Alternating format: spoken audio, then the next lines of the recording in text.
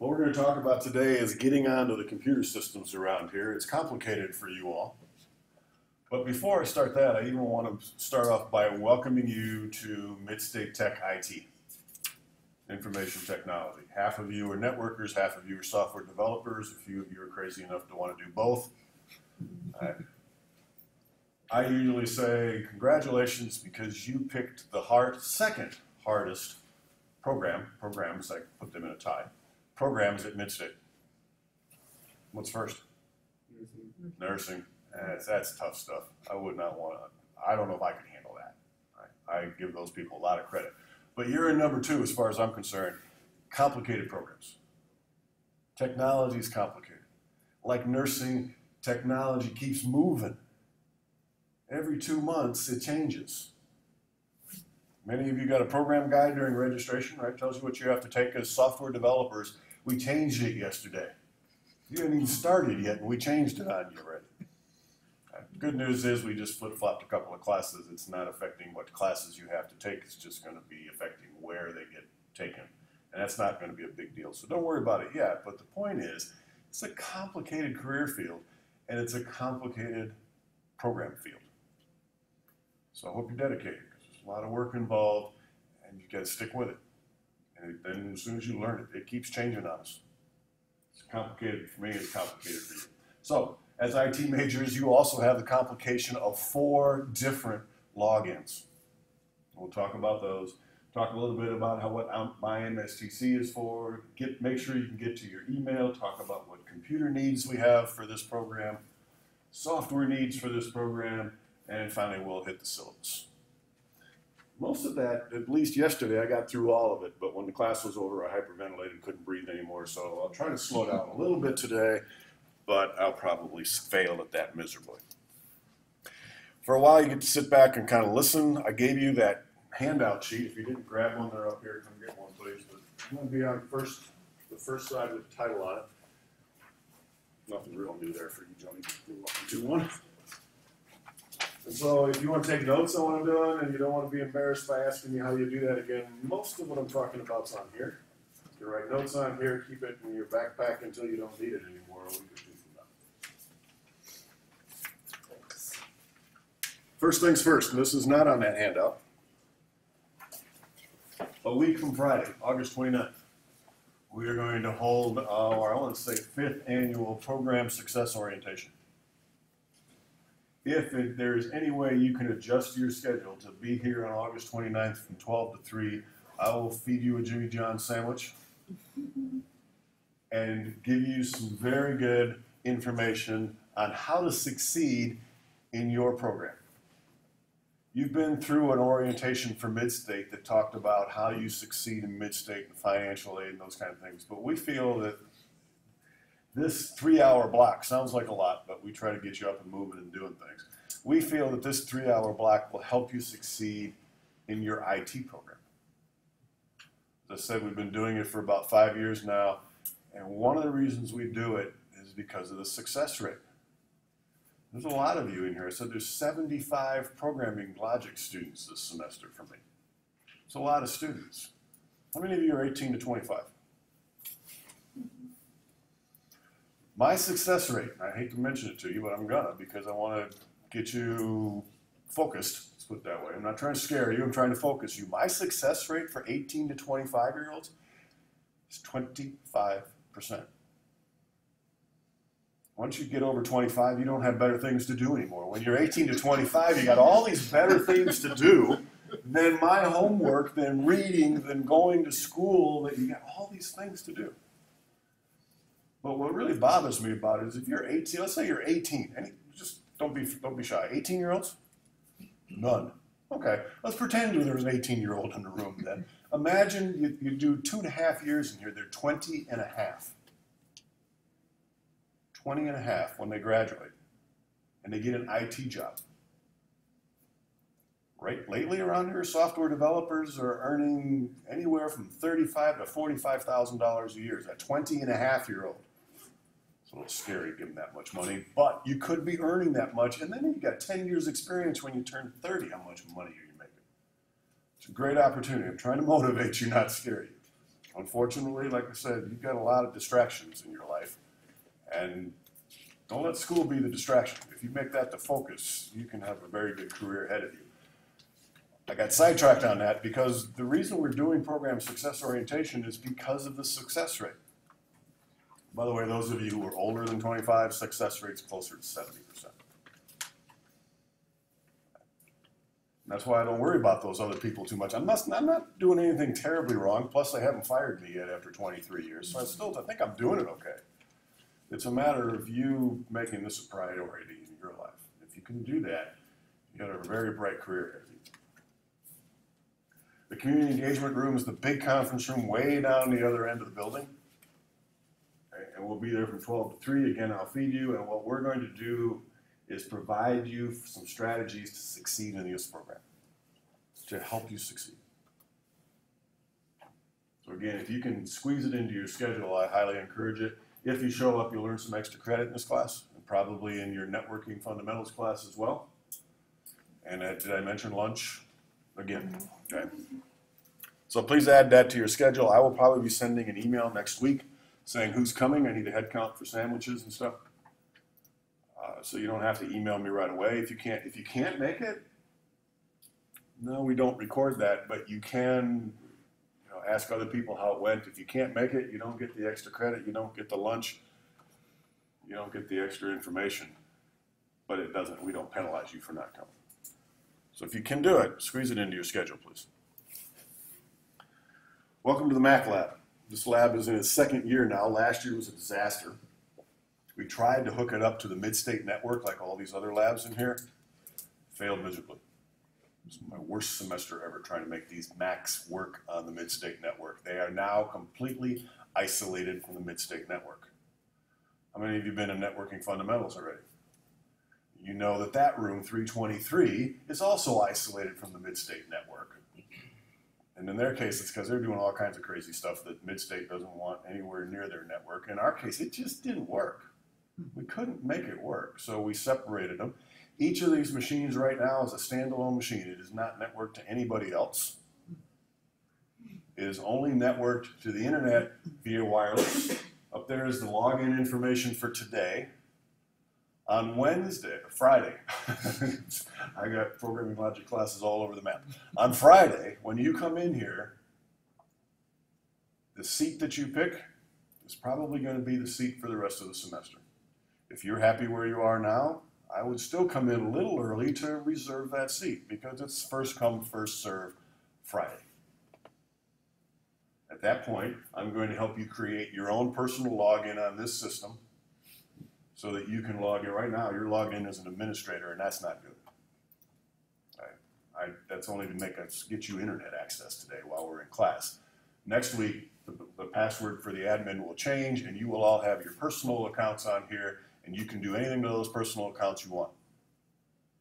You can customize the desktop, you can change all kinds of things, you can save files on the desktop if you wish, and they'll stick. They'll be there the next time you come back because that'll be your machine.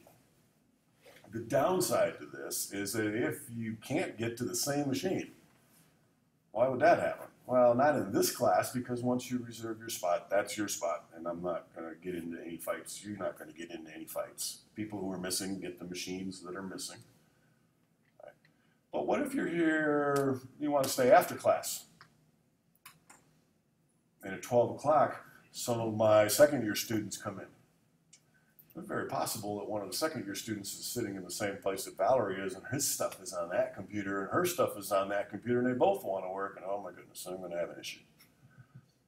Someday, maybe before the end of the semester, I will have a network server in here, and it'll be easier for you to move around. But in the meantime, it's a bit of a challenge. We didn't have too much trouble last year, but I didn't have quite this many students last year either. If you don't like Macs, how many of you have Mac experience? That's normal, very few. Right? You don't like a Mac and you don't want to learn how to use this thing? You don't have to. Bring your laptop in. There's power underneath each one of these desks. Very soon I hope to have power on top of the desk so you don't have to crawl under to plug in. Right? But there's power underneath the desk. You can plug in your laptop and you can use your laptop. And by the way, there it is. The internet access here If you've connected with your phone from other classes, they probably told you to use student guest. The student guest account kicks you out about every 30 minutes and you have to log back in again, because there's so many of you it overwhelms us if we don't do that. This is our MacLab network access. This one kicks you out after 3 days. Or if your device goes to sleep, you might have to log in again. In here, you're logged in using Apple Labs. Notice the spelling, notice the capitalization, notice the hyphen. When you bring your device in, your laptops, your phones, your tablets, when you bring those in, that doesn't even show up. When your device does a scan, it won't even see it. It's a hidden one. You have to do an other, type that in, and then it'll go, oh, now I see it. And the login is the same. It's guest. In here, every day when you come in, the wireless window will pop up. You'll type in guest. Poof, you have internet access, and it'll leave you alone unless the machine goes to sleep, and that should be at least an hour. So that's a better wireless access around here just because it doesn't kick out as often. And you're welcome to use it on your personal devices. It's the benefit of being an IT student. The other students don't know that. You want to share it with your friends, I'd at least charge them money for it. So we're isolated. Next time we'll generate personal accounts. But what about Windows? This is a Windows programming class. Next week, I will also show you how to create a virtual machine. Actually, I will give you a virtual machine that is already prepared for this class. And I'll show you how to do it. And that will be your own personalized copy of Windows on this computer. In Networking Fundamentals, you'll learn how to create those virtual machines. I'm going to hand you one. Networking Fundamentals will teach you how to create one. If you wish, you can bring those virtual machines in and plug in and use those if you want to. But you'll have one here to use. And why are we using Macs in a programming logic class? Because they're cool. What'd you say? Beautiful? Okay. Really neat. And I have discovered that running a virtual machine with Windows 8 or Windows 7 on a Mac actually runs a little faster than it does on any of these other machines in the building. These have 8 gigabytes of RAM. It's a 24-inch screen. Why would I want to go in those other labs? It's a bit of a headache to turn Windows on every time you come in here. You log into the Mac. Then you turn on Windows. There's no login there at least. And off we go. You'll get used to it. I think it works very well. But again, you don't want to put up with that stuff. Bring your laptop in. You can still sit in the same place. And use your laptop. It happened a lot last year. We had so much trouble that the students wouldn't touch these things. It was a pain. One of the downsides is your virtual machines do not have Microsoft Office installed. It's not legal for me to put a Microsoft Office on a virtual machine and give you all a copy of it. It doesn't work. You all, as you'll find out a little later, have access to 5 licenses of Microsoft Office. If you want to put that on your virtual machine, you may. Use one of those 5 licenses. That works. Or there are plenty of open source versions of Microsoft Office programs, and I will send you an email saying, here's the one I recommend. And you can put those on your virtual machine. Or just bring in your laptop and not have to deal with any of that stuff. That's perfectly fine.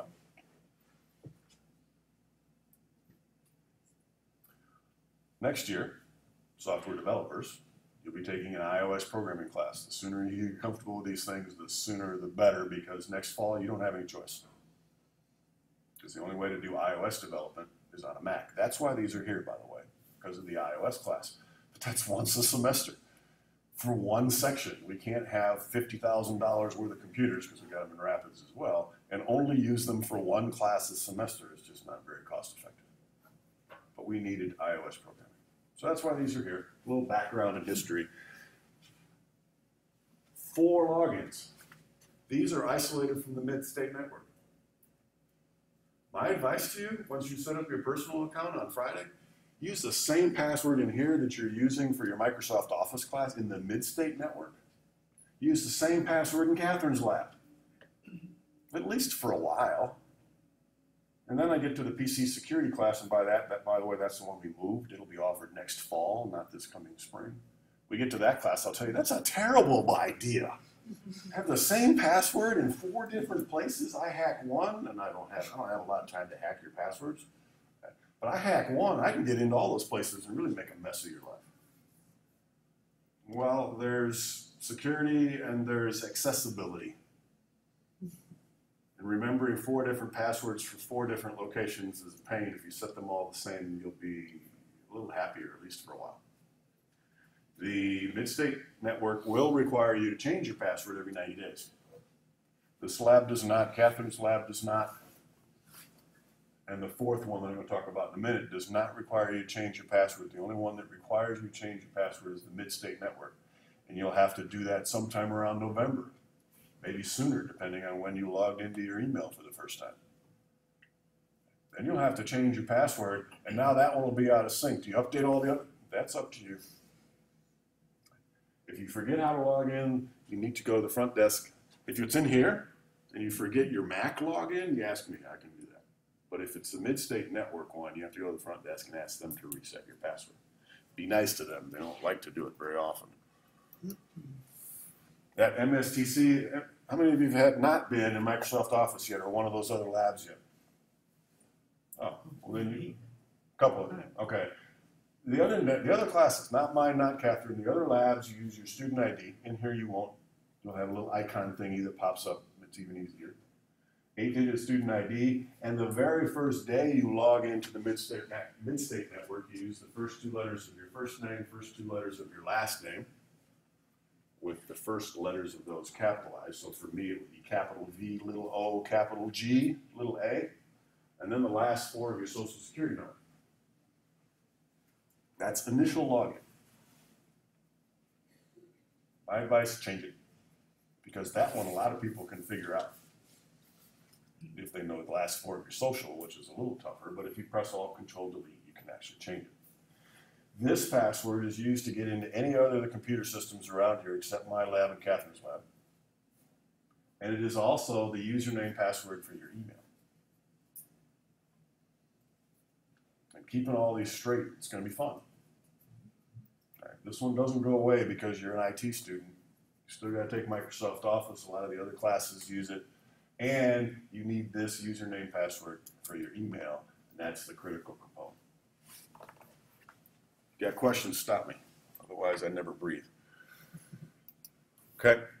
As I mentioned before, we will be creating user profiles in here on Friday. When you create your user profile, it will be on one computer, and that's your computer, and everything you do sticks. So if you change the background, make folders on your desktop. Same thing with the virtual machines. It's a virtual Windows machine. It's your own personal copy. You can create shortcuts in Firefox and bookmark your favorite pages, and they won't go away.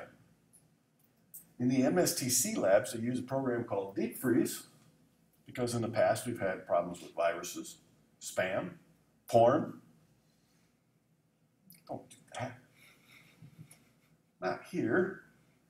It's amazing how many people come in here and view porn. It's nuts. To get rid of it, they use a program called Deep Freeze. Every day at about 2 o'clock in the morning, they reset every single one of those computers, and anything you did to them is gone. Anything you saved on the desktop is gone. You saved bookmarks in Explorer or Firefox, they're gone. And all the other labs, not in here. That was also a pain, but it was workable, right? And it's for good reasons. In here, everything you do sticks. So in those labs, if it deep freezes, where do you put your files? In here, you can put them on your desktop, but then you still can't get to them from home. My advice, either a USB drive or store them in the cloud, and we'll talk about that in a little bit. My MSTC, let's go there. On your desktop, down here at the bottom, there's a little orange fox. I recommend Firefox. There's also Chrome there and Safari. Many of you may not have Chrome. If you don't see Firefox, let me know. Right. But I'm going to use Firefox. That's my favorite one. And I'm going to go to a different tab here. And I'm going to go to mstc.edu because I can never remember how to get to my MSTC. If your window's big enough, my MSTC is up here at the top. You can bookmark that at home. Once you get your personal profiles here at school, you can bookmark that here. This is not a place you have to go too often, though. Most of you should have already been here once upon a time. Put in your 8-digit ID, and this is login number 4. This is login number 4. This username and password, the username is the same, though you could change it. If you want, you can create a better username here someplace that says how to do that. Forgot where it is, but that doesn't matter much. But your password for MyMSTC is different than everything else. This is not tied to the Midstate Network. It's a different website. So this is password number 4. Again, you can set this one the same. If you've never been here before, you need to create a password. And it'll ask you for your social security number and your shoe size and all those other important things, and then it'll let you set your password. Brad? Okay, hang on a second. Sure. So again, to log in here, 8-digit ID number, and your Midstate Network password. I don't think I typed that right.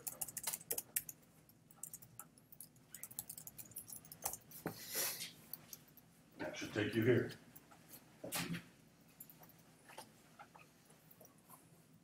Discovered if I asked you to help me remember, turn it on, I don't have to. You don't have to because I remember. Once you've been here, most of you have been here before, you go to the Student Center. I don't have much in my Student Center because I'm not a student, but I can at least show you some of the things you can do. There are ways here for you to add new classes, drop classes. Now wait a minute. If you're going to drop a class, my advice is talk to your advisor. For you software developers, that's me.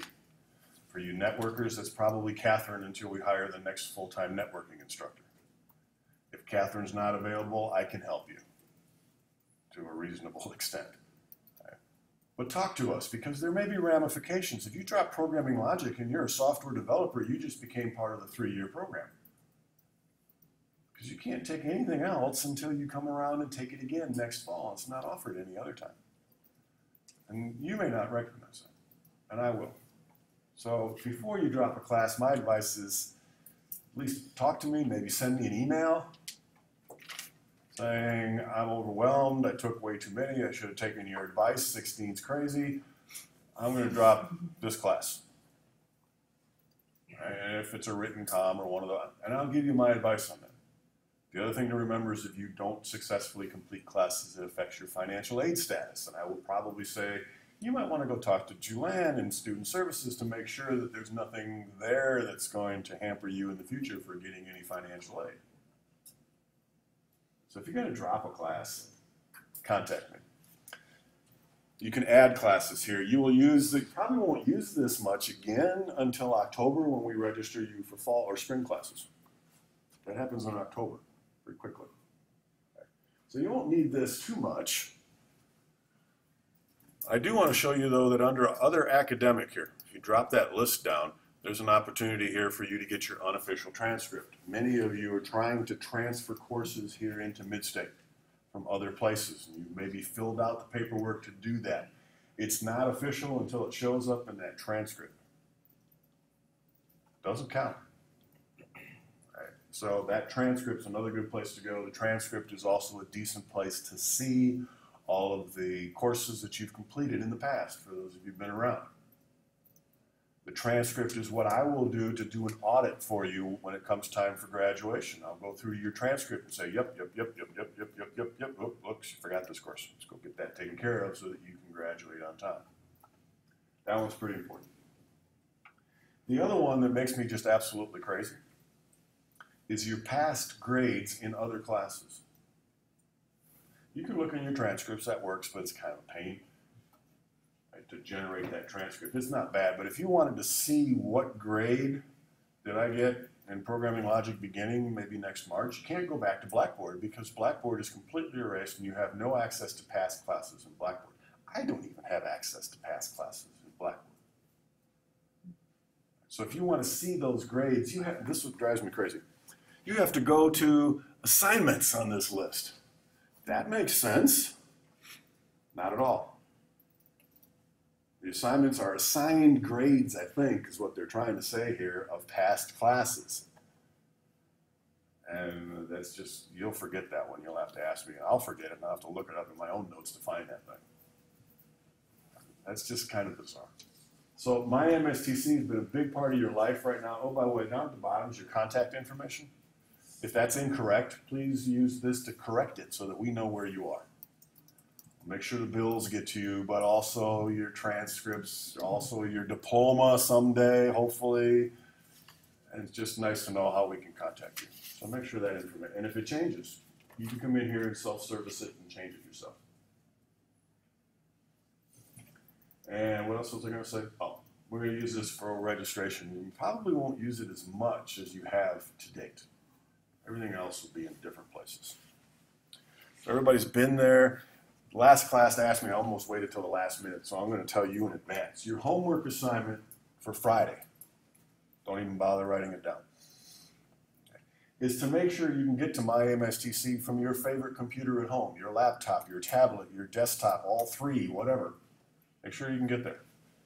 We are also going to visit the email site. We are also going to visit my site. Make sure you know how to get there and bookmark them because you're going to be going there a lot so that you can find them quickly and not have to remember the addresses. That's your assignment, not hard. Take the stuff we're talking about here and apply it to your computers at home.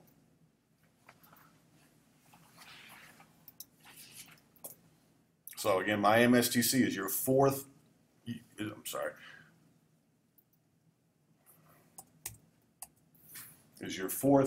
username and password. The good news is the username is the same. The bad news is the password could change on you. So when your mid-state password changes, if you want to keep them all in sync, you have to remember all three of them. For mid-states, network login, My Classroom, Catherine's Classroom, and My MSTC. The good news for My MSTC, you forget your password, you go to My MSTC, say, I forgot my password, and they again ask you all that personal information, and they'll let you change it. The only one that's hard to change is the mid-state password for the mid-state network. That one you have to go to the front desk.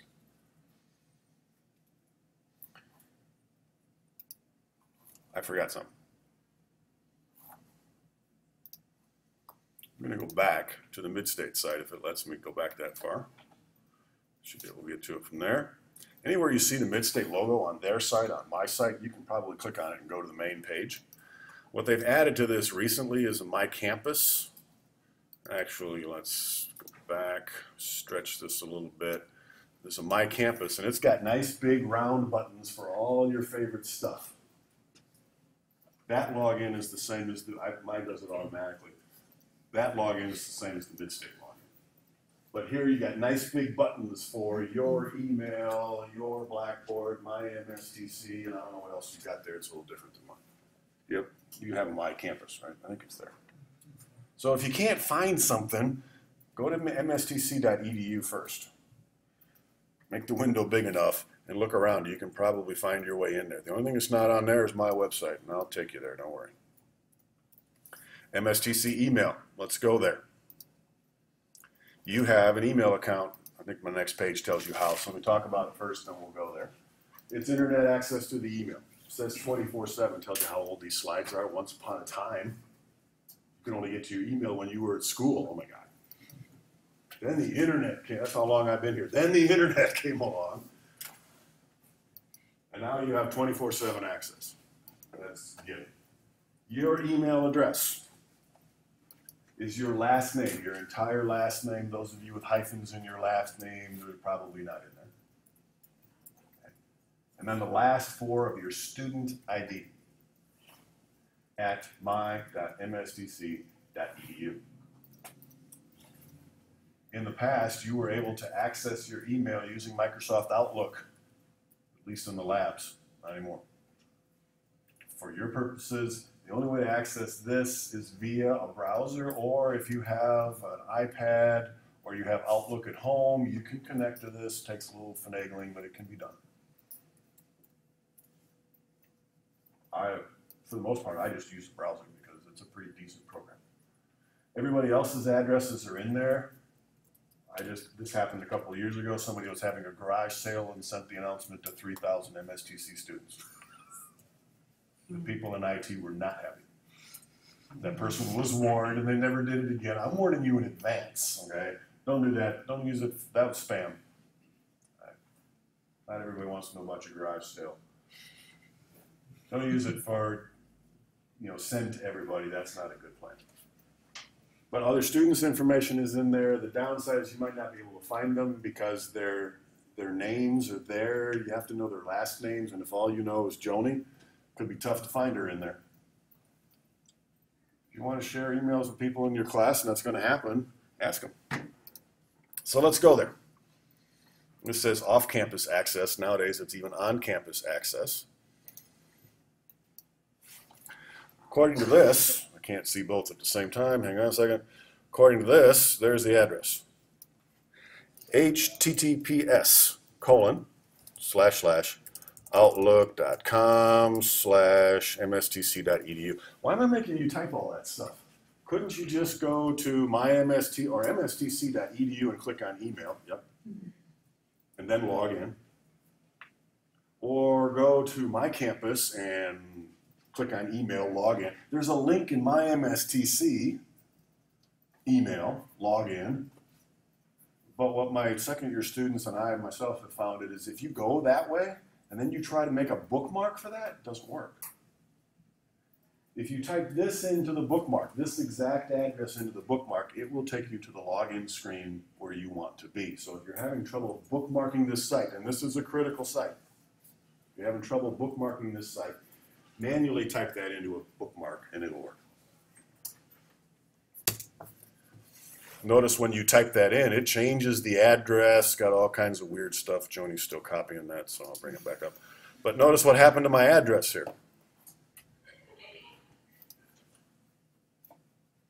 It changed it to pod51outlook.com OW. If you bookmark that, it won't work. You have to log in, right? Mine again, bypass it. How's that doing that? What, am I lucky because I'm an instructor? No. This little red star right here. It's a program called LastPass.com. It's a password crypt or vault. It stores, for me, all my online passwords in one place. And I can tell it to automatically log into a site when I go there. You can share it across multiple computers. So LastPass works for me at home, it works for me on my iPad, it works for me here, it works for me everywhere I go, as long as I install it. I teach a PC security class, and all the research we said, that thing is safest password vault out there. And it's free. LastPass.com. So if you're tired of all those passwords, you got it. And it's not going to help you with this room, and it's not going to help you with the MSTC lab or Catherine's lab, though it can. But for the web, it logs me in automatically. At OneDrive.com, I have 4 logins because I have 5 OneDrive accounts. It just puts a little 4 next to it, and I can drop down the list and pick the one I want. And I'm in. Cool stuff. So, everybody in your email?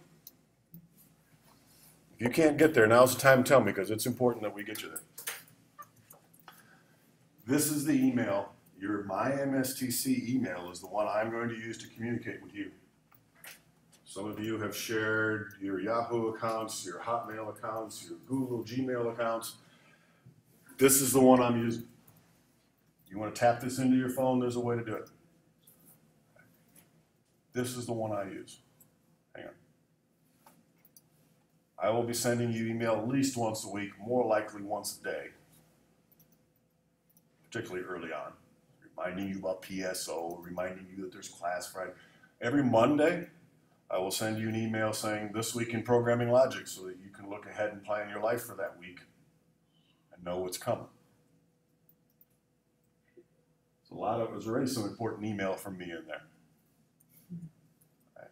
But this one, you want to check, I'm going to say daily.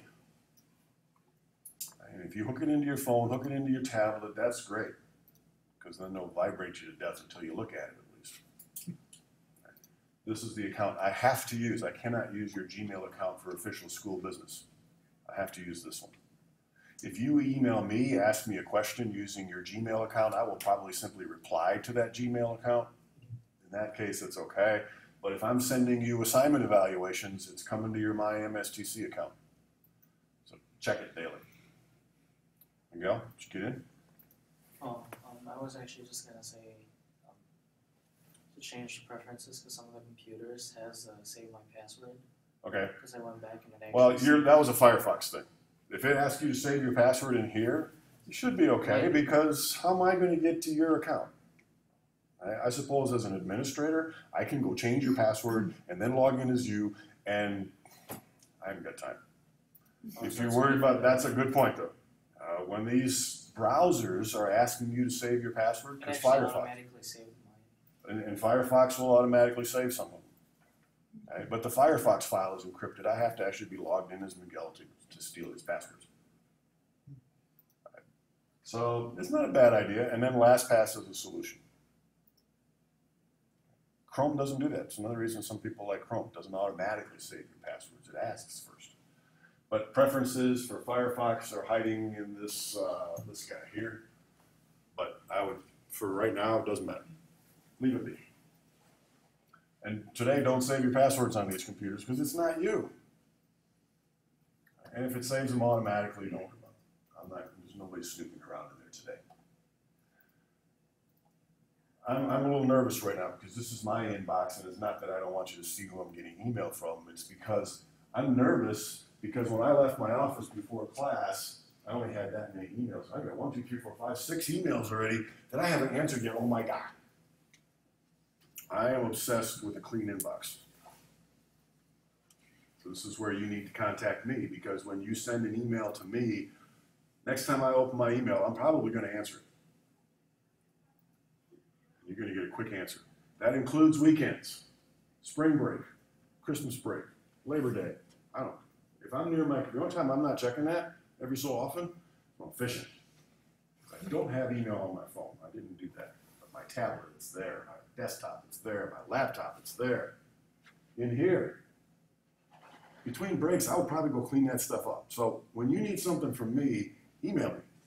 Later on, you'll see my phone number. Forget that. I'm never in there anyway. So what happens when you leave me a message on my phone? It sends me an email. Then I have to listen to it. And oh, gee, can you just email me? It's complicated. So email me. You'll get a much quicker response. Everybody's in there? Don't forget, go home, bookmark that if you haven't done it already.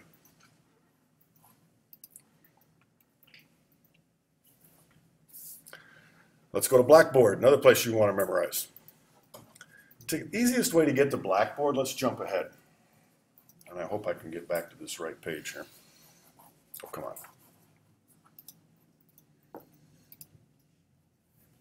Okay, I'm on slide 10, and I'm jumping way ahead. I'm going to come back to 10, don't worry. That's my website. Quick, how do you get to Blackboard? Well, you go to mstc.edu, there's a Blackboard button. You go to My Campus, there's a Blackboard button. Or you go to My Site, which is where you're going to spend a lot of time in this class, and there's a Blackboard button. So let's go there. Up in your address bar, and again, if I'm asking you to do something you don't know how to do, ask. www.vokergall.com. Notice the MSTC is all caps.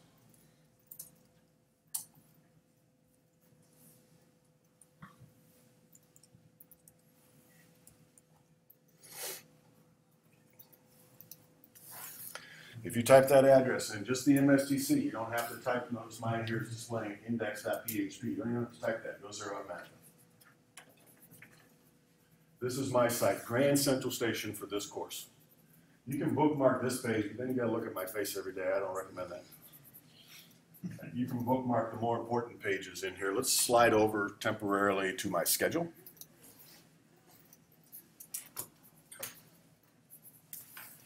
Everybody get the address?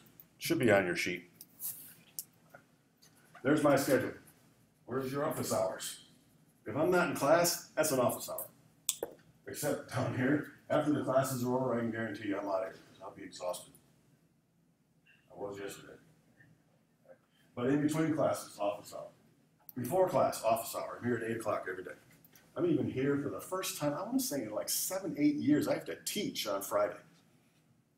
All because of you guys. I have to teach on Fridays. That's us. I'll be here before and I'll be here after. It's all office hours. I'm not a big believer in office hours, otherwise don't come see me. If you want to, You can just walk in. If you haven't found my office yet, I'm down here with all the faculty offices at the end of this hall. You can't get in on that side, you have to go in on that side. But you can find my office, and there's a bulldog garden in the offices, Bonnie. You can tell her I called her that, she'll probably like it. She'll just check, so who do you need to see? Volker. And she'll phone me real quick and make sure I'm accepting visitors. I wish she would just let you go through. Most of the time, if you walk in, I will deal with your issue, whatever it is. You got questions about a program, you need some advising, whatever. If you just come in to chat, that's not usually me. I can meet you over at conference room G, graffitis, after class if you want to chat. But I'm not a big chatter kind of guy. If you need some help school related, absolutely come see me. If you walk in, occasionally I'll say, you know, Jessica, I'm sorry, right now I got class in 15 minutes, I don't have my act together yet. Can we meet later? Make an appointment? Or can you just come back after class? Occasionally I'll say, I can't right now, if you walk in. If you want to make sure you have my undivided attention, make an appointment. Email me and say, Volker, I'd like to come in Thursday at 9. I need to talk to you about my program. I'll put you, as long as there's nothing on my calendar for that day, I will put you on that calendar. And when you show up, there's no turning you away. I have never done that. So if you want to be sure, ask for an appointment or just walk in. Most of the time, I'm prepared for class. I should be. Right? Most of the time, I'm ready for class. Just walk in, I'll answer your questions. If you don't find me in my office, look for me in my alternate office. Okay, so there's my schedule. Most important page, courses. By the way, remember we came here because I said there's a link to Blackboard. I'm going there in a second, but let's take a look at courses real quick. This is a list of all the courses that I am currently teaching. If you want to, you can even see the stuff I taught 10 years ago. Everything is in here. You want to know what are we learning in web programming a year from now? Go look. It's all there. Not locked. Nothing.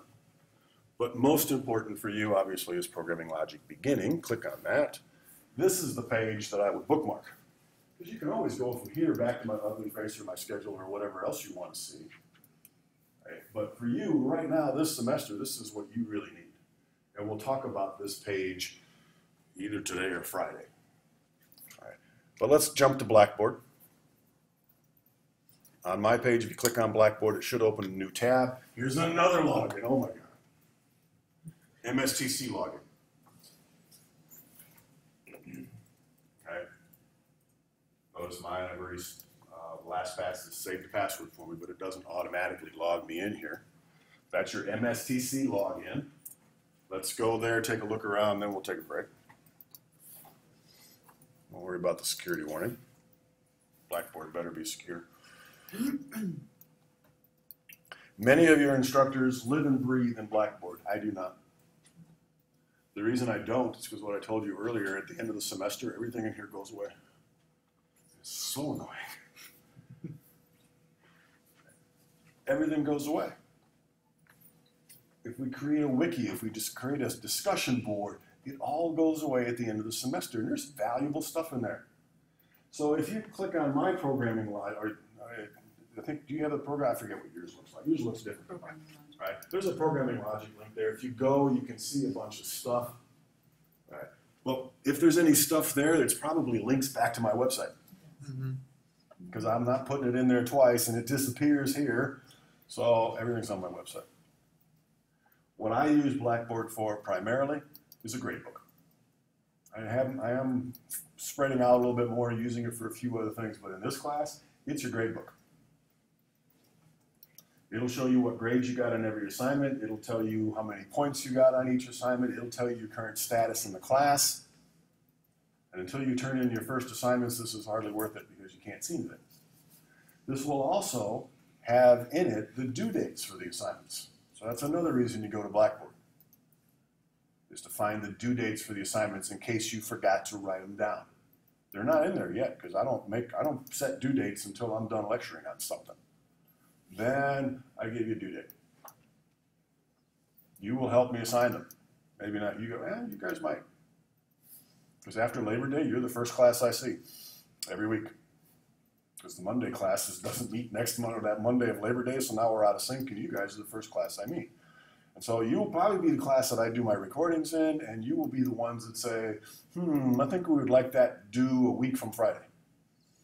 You get to help me set the due dates. I will give you some, I will make the final decision, and give you some guidance, but you pick. Some classes like to get their assignments, have their assignments due on Friday at 5 o'clock. That way it doesn't screw up their whole weekend. Other classes going, absolutely not. I need the weekend to finish that darn. Make it Monday, please. Okay. It's up to you. It's not going to be 2 weeks from then, but you guys get to help me pick. So that's what Blackboard's for in my class. Other classes, this is Grand Central Station for all kinds of stuff. There's learning plans, there's assignments and everything, not for this class. It's all on my website. All right, let's take a break, and we'll come back in about 10 minutes.